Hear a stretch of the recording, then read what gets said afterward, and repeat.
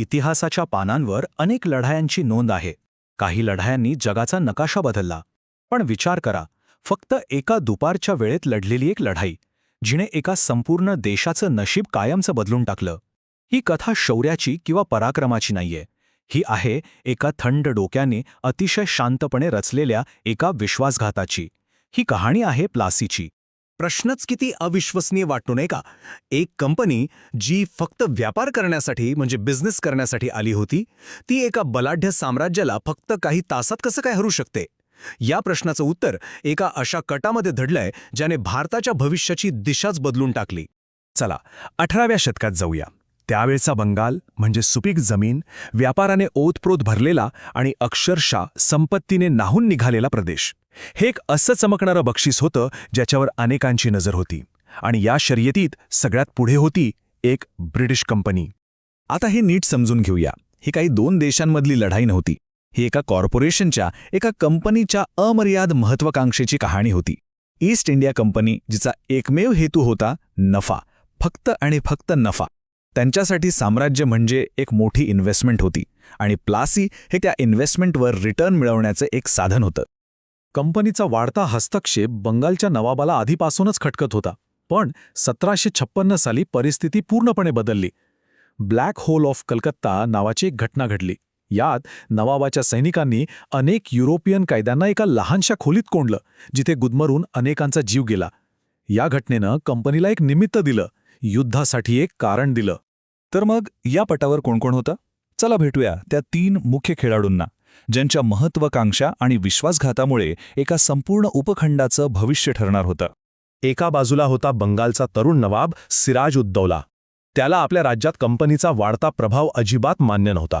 दुसऱ्या बाजूला होता रॉबर्ट क्लाइव्ह, कंपनीचा एक हुशार अधिकारी, जो नफा आणि सत्तेसाठी काहीही करायला तयार होता. आणि तिसरा, या कथेला वळण देणारा सर्वात महत्त्वाचा खेळाडू, तो म्हणजे मीर जाफर, नवाबाचा सेनापती, पण ज्याच्या मनात सत्तेची लालसा होती. प्लासीमध्ये जे काही होणार होतं ते खरं तर युद्ध नव्हतंच. तो होता एक गुप्त कट, एक असं कारस्थान जे लोभाच्या पायावर रचलं गेलं होतं.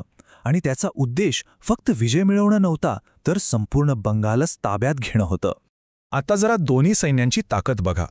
एका बाजूला क्लाइव्हची काही हजारांची छोटीशी फौज आणि दुसऱ्या बाजूला नवाबाची 50,000हून जास्त सैनिकांची प्रचंड मोठी सेना.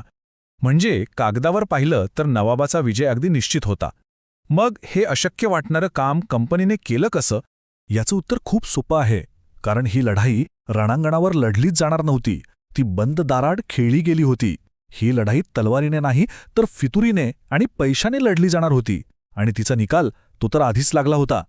भारताचे पहिले पंतप्रधान जवाहरलाल नेहरू यांनी त्यांच्या द डिस्कव्हरी ऑफ इंडिया या पुस्तकात याचं एकदम अचूक वर्णन केलंय. क्लाइव्हची रणनीती ही लष्करी कौशल्यावर नव्हतीच, ती होती फसवणुकीवर, एका कटावर.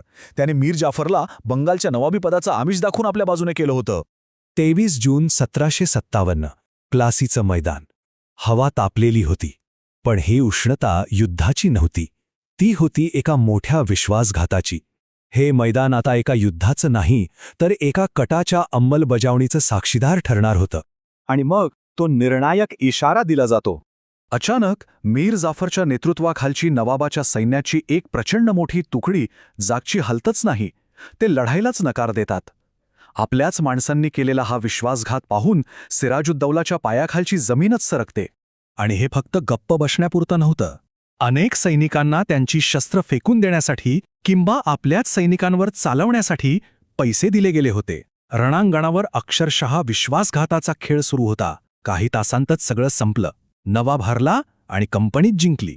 प्लासीमधला विजय हा फक्त एका लढाईचा शेवट नव्हता. खरं तर तो एका कंपनीने राजाला हरवून स्वतः राज्यकर्ता बनण्याच्या प्रवासाचा पहिला अध्याय होता. या घटनेने भारताच्या इतिहासात एका नव्या, अनिश्चित आणि अराजकाच्या पर्वाला सुरुवात केली, ज्याला दी अॅनार्की म्हणजेच अनागोंदी असंही म्हटलं गेलं. ब्रिटिश लोक आपल्या सचोटीबद्दल आणि प्रामाणिकपणाबद्दल नेहमीच मोठ्या अभिमानाने बोलायचे.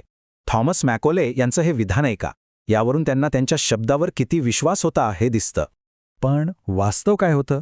प्लासीप्रमाणेच लाच आणि फसवणुकीशिवाय ब्रिटिशांनी मिळवलेले विजय फारच कमी होते. त्यांच्या शब्दांना नाही, तर त्यांनी देऊ केलेल्या पैशांना आणि पदांना जास्त किंमत होती. हाच होता त्यांच्या साम्राज्यवादाचा खरा चेहरा. नेहरूंनी या घटनेचा सार एका वाक्यात मांडला आहे. ही सुरुवातच चुकीची होती, एका विश्वासघातावर आधारलेली होती. आणि त्या चुकीच्या सुरुवातीची कडवट चव भारताच्या इतिहासात कायमची रेंगाळत राहिली. तर प्लासीची ही कहाणी आपल्याला एका मोठ्या प्रश्नासमोर आणून ठेवते. जर एखादं साम्राज्य पैशाने आणि फसवणुकीने विकत घेता येत असेल, तर मग त्याचा खरा पाया शक्ती असतो की विश्वासघात? यावर विचार नक्की करा.